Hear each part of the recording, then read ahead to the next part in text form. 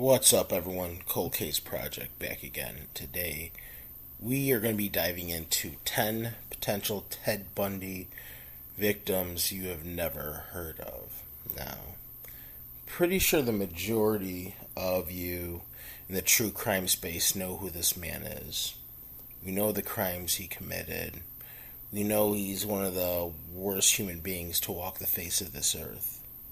Now, at the same time, though, there's a whole other story that often gets neglected when we discuss Ted Bundy and what he did during that are potentially linked to Ted Bundy.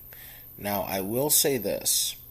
A lot of this is looking at his reign of terror in the areas he was in at certain times. A lot of this is So our first victim we're going to be discussing today is going to be Laurie Partridge. Now, Laurie Partridge was a 17-year-old girl who went missing from Spokane, Washington, and was last seen on December the 4th of 1974. So the details of her disappearance go as such. That day, around 12:30 in the afternoon, she left Ferris High School due to feeling menstrual cramps. Now, unfortunately, Laurie wasn't able to get any friends or get in contact with anybody who was able to pick her up and give her a ride home. That day, she decided to go on a 2-mile walk back to her house from school. Now, this day, she was last seen walking down Havana towards Route 37 in Spokane, Washington. To this day, her body has never been found. Now, there have been multiple persons of interest in this case over the years. And with all that said, this is a kind of a difficult one to pin and say it's exactly Ted. However, knowing that he was working around this area in 1974 makes it really hard to completely bypass him as a potential suspect in this case. Number 9, we have Joyce LePage, 21 years old. She was out of Pullman, Washington, and was last seen alive on July the 22nd, 1971. Now, Joyce was a popular junior Washington State University. She was active in local civil rights, she was active with the student council, and was very popular on campus. Now, her last known whereabouts, last time she was seen alive, was when her friends dropped her off at her apartment that evening on the 22nd of July. Now, the following day, her car was found about 4 blocks away from her place. Now, car looked like normal, however, her ID and keys were missing from the vehicle. Her skeletal remains would be found 9 months later. They were wrapped in a green carpet, which was earlier reported missing from Stevens Hall, an uninhabited women's dorm. She appeared to have been stabbed to death, most likely sometime around that evening that she'd gone missing. From there, she was dropped off in the ravine where she was found. While some reported seeing a yellow Volkswagen Bug in the area on the day of her disappearance, none of the leads and none of these stories have ever been confirmed. Now, around the time of his death, Detective Rob Keppel asked Bundy if he knew about the case. At which point Ted asked if the case had happened in 1972. As Keppel tried to draw more leads out of Bundy on the case of Joyce LePage, Ted really never said either here nor there whether or not he did commit the crime. It is worthwhile saying that multiple suspects have been looked at in this case. However, no concrete leads have ever turned about in the 50-plus years since LePage's murder. Now, at number 8, we have Debbie Smith. Debbie was 17 years old from Salt Lake City, Utah. We don't have an exact date, but we do know that she was last known to be alive in February of 1976. Now, a few weeks had gone by till April the 1st of 1976. That's when a local work crew found her decomposing body near Salt Lake International Airport. Now, unfortunately, as you see, I was not able to dig up a photograph despite all of my searching, so please, if anyone knows any websites or anywhere where I could possibly re-edit this video to show Debbie her proper respects, please let me know and leave a comment down below. Now, as many also know, Bundy, not only was he active on the West Coast, but he was also active in Utah around this time too, which makes him a probable candidate as he never confessed to this crime. So at 7 we have Melanie Susie Cooley. She was 18 years old from Nederland, Colorado. So she was last seen alive on April the 15th of 1975. That evening, she was hitchhiking. Her body was found on May the 2nd of 1975. She'd been bound, bludgeoned, and strangled. Found frozen, yet fully clothed, on Twin Spruce Road near Coal Creek Canyon. Strangled with a pillowcase which appeared to have been wrapped around her neck. Now, Ted was never convicted of this crime, nor was this one of the cases he admitted to committing near the end. However, it is known not only did Ted murder in Colorado, not only was he in the area around this time, as gas receipts would prove him to be, but he'd also killed in between before and after the murder of Susie Cooley. This, however, like many of the cases we're speaking of today, he never confessed to, despite the MO being very similar to that of prior killings of Ted Bundy. 6 is Brenda Baker, 14 years old, from Puyallup, Washington. Last seen alive on May the 25th of 1974. That afternoon, Brenda was seen hitchhiking, running away from home. Now, fast forward some 3 weeks later to June the 17th of 1974, and her badly decomposed body was found in Millersvania Park. Not a lot of details are available in the disappearance and murder of Brenda Baker. However, this did happen during Bundy's reign of terror in the state of Washington. At 5, we have Sandra Weaver, 19 years old, out of Salt Lake City, Utah. Now, she was last seen alive on July the 1st of 1975. That day, she was seen at work. As for her very last known whereabouts, whether she was hitchhiking, leaving work, we do not know. What we do know, however, is her body was found the next day along Green River, Utah. She'd been strangled and assaulted. Outside of that, we really don't have any additional details as to what happened in this case. All we do know, however, is, as we've said before, Bundy was active. Now, at number 4, we have Rita Jolly. She was 17 years old from Westland, Oregon. She disappeared on June the 29th of 1973. That day, Rita told her parents that she was going to go for a walk. Now, she left the house sometime after 7:15. Nobody knows the route she went or where she was going to, or if she was just going for just a stroll in general. But the last sighting of Rita that day was sometime between 8:30 and 9. Now, she was seen walking uphill. Now, that was in 1973, and as of 2022, the body of Rita has now... 3. Rita Curran, 24 years old, from Burlington, Vermont, found murdered on July the 19th of 1971.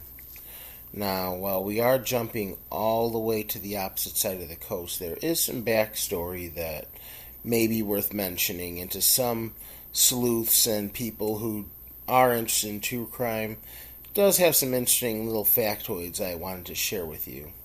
Now, the last day of Curran's life, she rehearsed with her barbershop quartet till 10 p.m. From there, she went back to her apartment where she met with her roommate. They left around 11:30, her roommate and another person. They don't state whether or not the roommate is male or female, but they left and they returned. Got back to the apartment, hung out, talked for a little bit. Now, this whole time, while they're up and talking, they just assumed that Curran was sleeping. Now, sometime later, they did come back to check on Curran to see how she was doing. When they opened the door, they found a gruesome discovery, finding her beaten, she'd been assaulted, and she was laying naked, dead on her bed. To this day, in 2022, there have been no DNA matches. There's been really nothing but pure speculation as to who was the person who ended Rita Curran's life that night. Now, it is worth noting that in that exact area, there was a home invasion about 3 weeks prior to the murder. It was also stated that Rita had been getting some harassing, strange phone calls of heavy breathing and just random, bizarre phone calls. Now, the Curran family always had suspicion of Ted in this case. One fact being known that Ted Bundy was born in Vermont in 1946. Now, close friend Ann Rule would also say that she always felt that she could potentially see Ted committing this crime, being that the MO of this attack is very similar to many other invasion-style attacks where Bundy had gone into the home of the victim, assaulted them, killed them. On the day of his execution, Curran's family contacted Bundy and wanted to know if he was the murderer of Rita. Bundy did, however, never give a yes or no answer, taking his answer to that question to his grave. It has been said, however, on multiple occasions by the FBI that Bundy was on the West Coast at the time of Rita's murder. There have been multiple suspects in this case, however, no one to this day has ever been found guilty of the murder of Rita Curran. Nancy Baird, 23 years old, from East Layton, Utah, disappeared on the 4th of July in 1975. This case is a little different from the others, and you'll hear where I'm going with these details, and I'll let you draw your own conclusions. Now, she was working as a gas station attendant in East Layton at the time, and the last person known to have seen her alive was a local police officer. Now, that officer drove by sometime around 5:30. He returned about 15 minutes later and saw no one in the gas station. Now, upon the officer looking around, he noticed nothing out of the ordinary, no signs of struggle, nothing seemed out of the ordinary, outside of noticing that there was $10 worth of gas that was never paid for. He looked at Baird's car and saw that it was locked, it was parked. All of her medication was still left in her car. There was even an uncashed paycheck for $170. Now, all this said, there was a suspicious pickup truck that was spotted that day at the gas station. The driver of this pickup truck has never been identified, and no one really knows as to whether or not this truck has anything to do with the case in general. Now, Bundy's gas receipts have him heading towards Wyoming at the time of Baird's disappearance. When asking Bundy as to what happened with Nancy Baird, he didn't remember her. He asked, who is that? Now, while Ted Bundy may not be the most honest person to ever walk the face of this earth, the man was very open as to admitting the crimes that he did commit.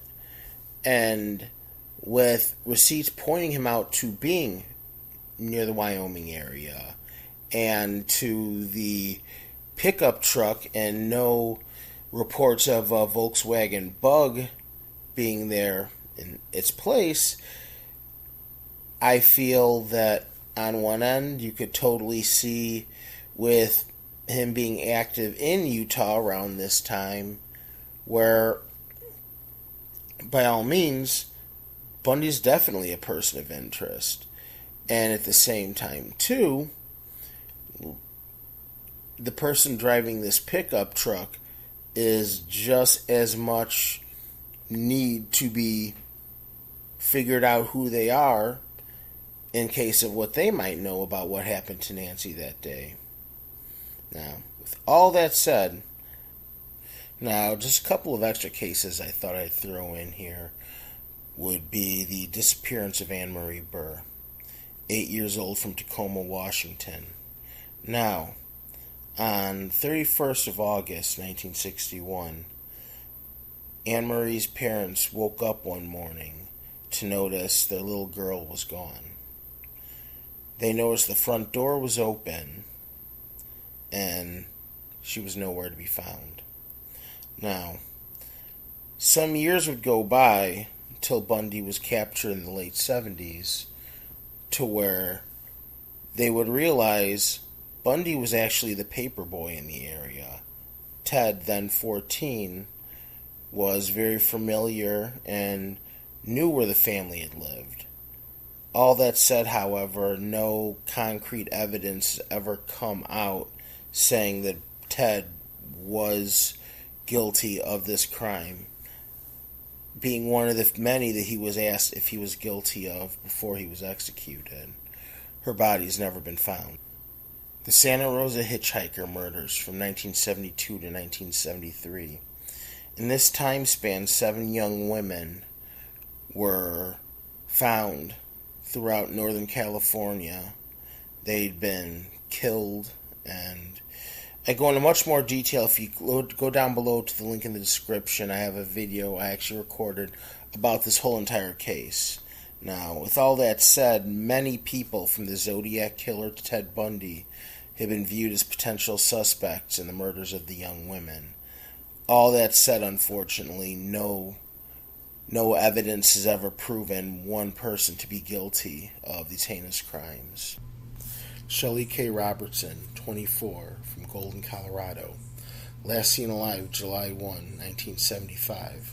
Now, some sources put her as a confirmed Ted Bundy victim, while a lot of additional sources I've been reading are saying that he never confessed to her murder. So we'll just go over the facts of her disappearance and murder. She was last seen leaving home on July the 1st of 1975. She left home to go to work. However, unfortunately, she never made it. A little over a month goes by two students on a walk find her body in a mine, nude and decomposed. All that said, is we do know Ted Bundy was in Colorado, and in addition had gas receipts to prove he was in Golden on the day of her disappearance. 1. Susan Davis and Elizabeth Perry. Both young ladies were 19 years old. They were visiting Ocean City, New Jersey for Memorial Day weekend. They were last seen alive on May the 30th of 1969. Some 3 days later, both of their bodies, one nude, one fully clothed, were found. Both victims had been stabbed to death.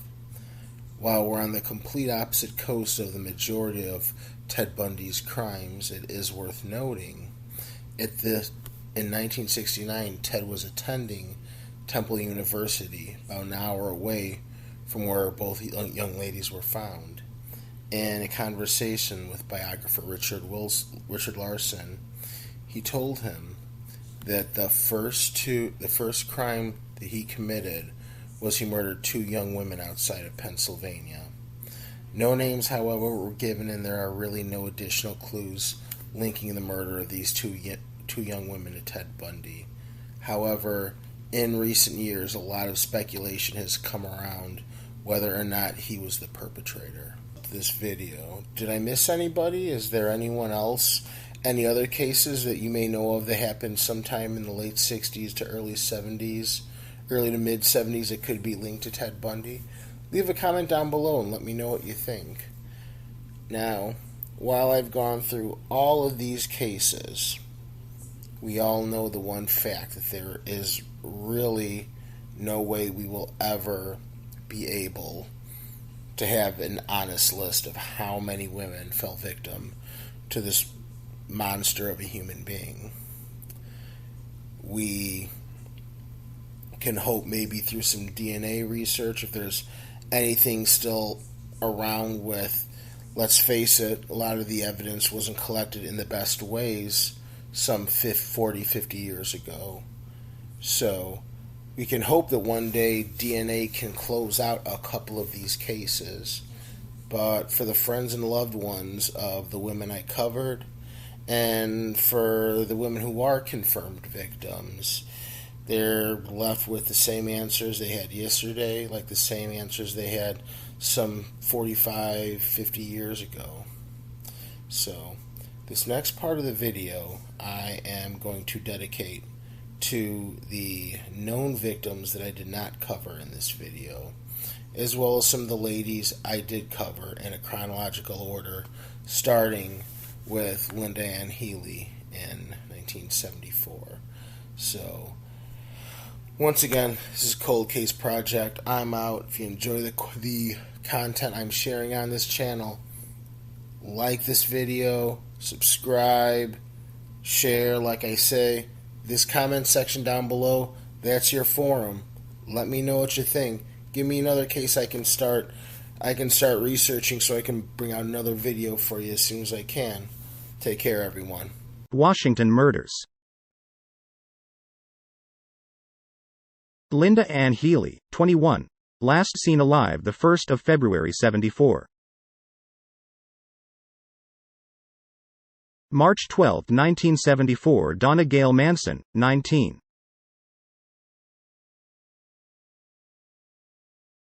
March 17. Susan Elaine Rancourt, 18. May 6.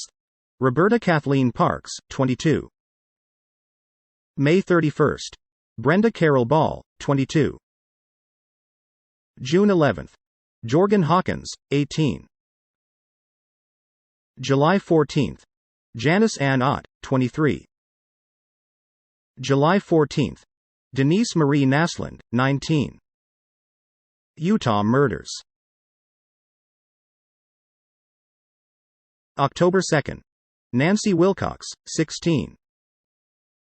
October 17. Melissa Ann Smith, 17. October 31. Laura Ann Amy, 17. November 8. Deborah Jean Kent, 17. Utah, Colorado, Idaho murders. January 12, 1975 Karen Eileen Campbell, 23. March 15 Julie Cunningham, 26. April 6 Denise Lynn Oliverson, 25. May 6 Lynette Dawn Culver, 12. June 28 Susan Curtis, 15. Florida murders. January 15, 1978 Margaret Elizabeth Bowman, 21. January 15, 1978 Lisa Levy, 20. February 9, 1978 Kimberly Diane Leach, 12.